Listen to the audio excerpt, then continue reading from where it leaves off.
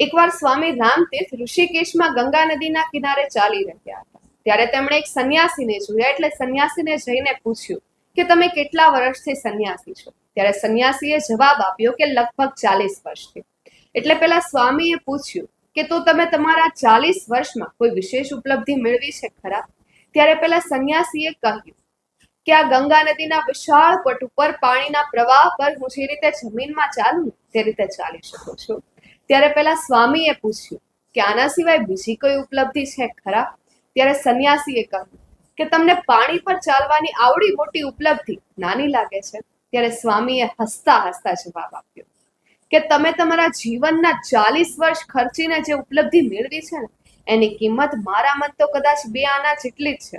કારણ કે હું કોઈ હોડીવાળાને માત્ર 2 આના આપું ને તો એ મને સામેના કાંઠા સુધી આરામથી પહોંચાડી દે છે.